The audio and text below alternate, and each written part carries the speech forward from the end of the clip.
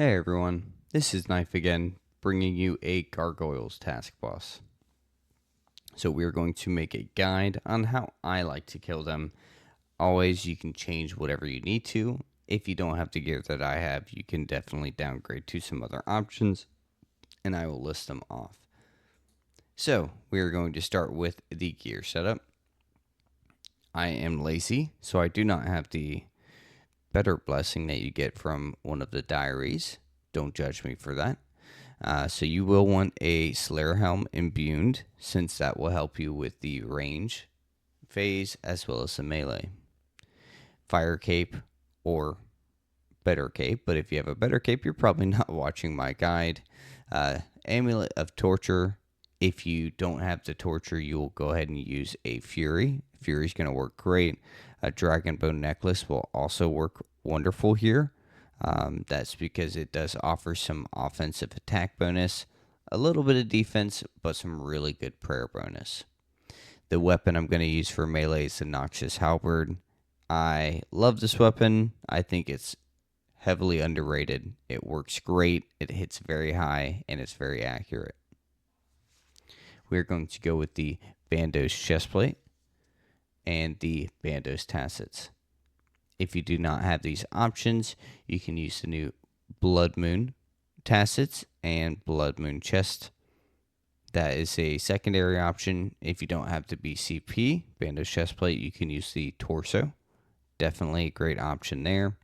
I'm going to use the Bearer's Gloves just because that's going to assist me through the ranging phase, add some additional defense, and it's just a better hybrid style glove.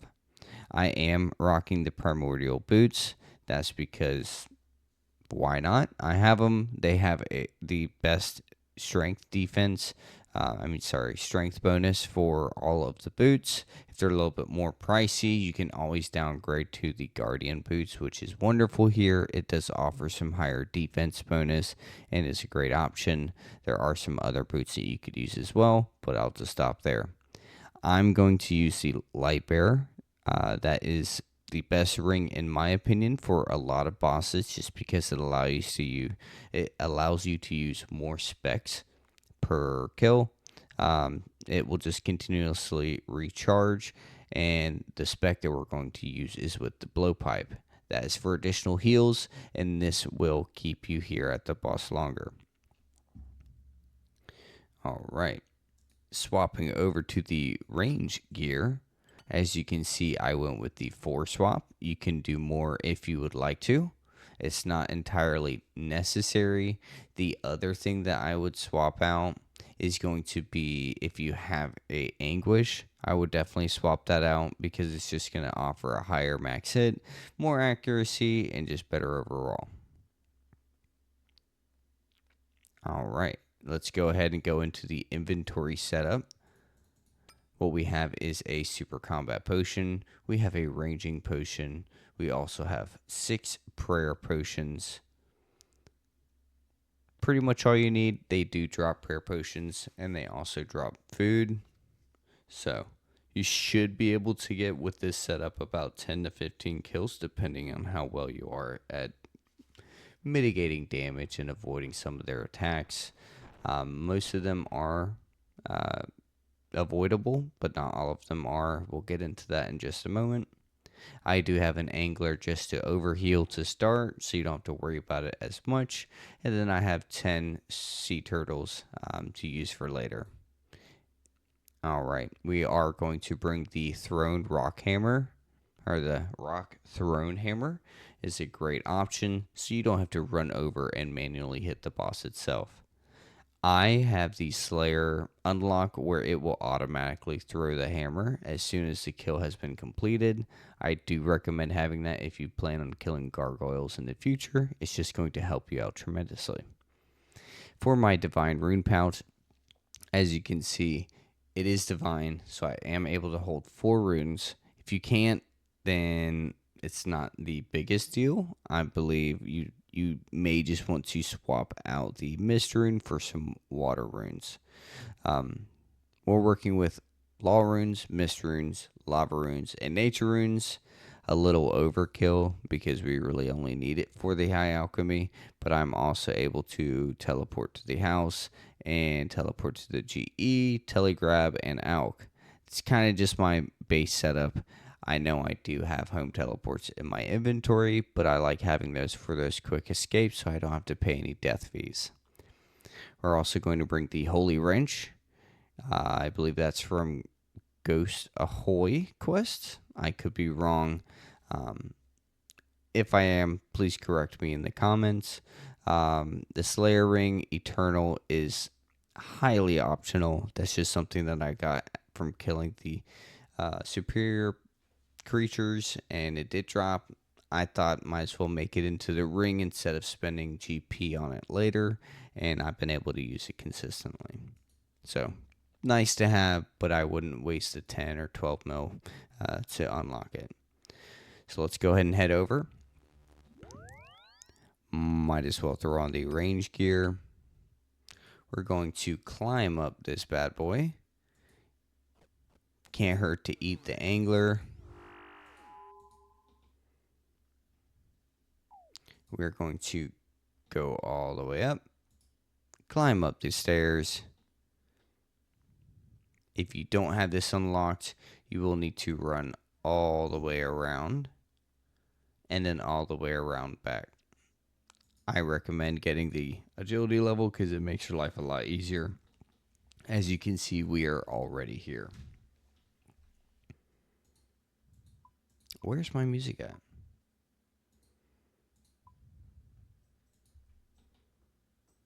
All right, there we go. Let's get some kills. Okay, so we are on range. We'll go ahead and sip up the ranging potion. Optional, you can sip the combat potion. The lazy route is to just go ahead and sip it. We're going to go ahead and attack. As Dusk walks over, we're going to walk right to this tile. Mark it if you need to. And then he's going to get stuck for a couple of seconds. This will help you reduce the damage that he does. And if he ends up going in front of you, you're just going to walk over, walk back, and then walk into that tile that we have marked. If he's stuck good like this one, he'll be stuck for a good 10 seconds really at the most because he really wants to get back to attacking you. We're going to swap to the melee gear, put on the protect from melee, and in just a second he's going to, yep, there it is. Now he's back onto us.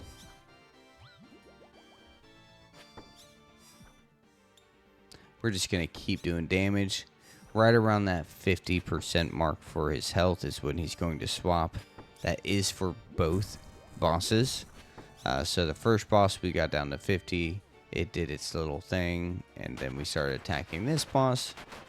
Stay away from these, at least one tile, because you will start taking damage like that. It is a pretty aggressive damage. About 5 to 6 damage per tick. So whatever you can do, stay away from those orbs at least one full tile.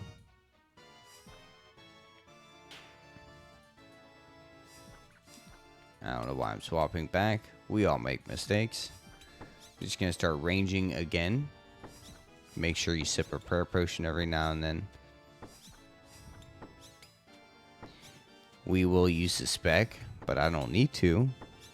So I'm just going to save it for later.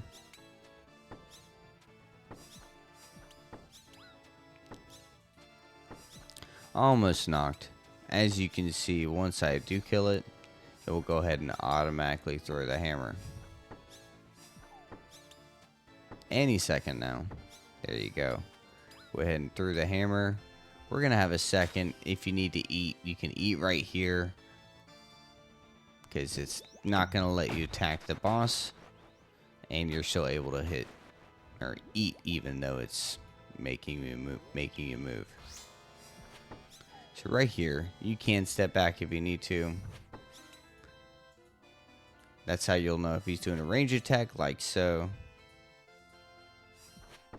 And then if he's starting to walk into you, you'll be able to put up that protect from melee. This is going to help you just have a little bit longer trips. And that's why the halberd is awesome, because of mechanics like this.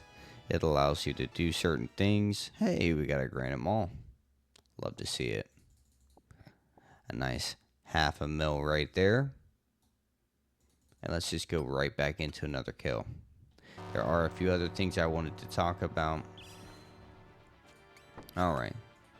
We'll shoot a spec. I got the full health right there. So he's back onto us. We're going to trap him. And he's coming back, which is a good block. Because this is already almost done before he's been able to hit me at all. We'll swap back to our melee gear. You usually get 2 to 3 hits. Yep, I did get that third hit in. If you do not... Oh, these rocks, by the way. Those rocks you want to stay a full tile away, as well as those glowing orbs. Because they will stun you for about 10 ticks. And that is very annoying. So these things, you gotta stay away from them. They will definitely spawn where you last stepped. So try to just keep moving. Usually I'm better at avoiding those, but talking, making a guide, and killing a boss is not as easy as it looks. And I may not even be making it look easy. I'm going to shoot another spec. Got some nice health gains right there. I would try to reposition Dusk underneath to where I'm not taking any damage from him, but every now and then it's not that big of a deal since this boss is already almost dead. Swap back to your melee. Wait for him to do his thing. And then we'll just get into position. Throw that protect from melee. Looks like he's going to go for range first since he didn't walk to me.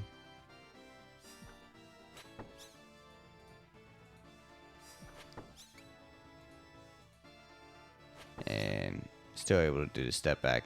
Looks like he can attack you from a distance. I'm tanking it pretty well right now.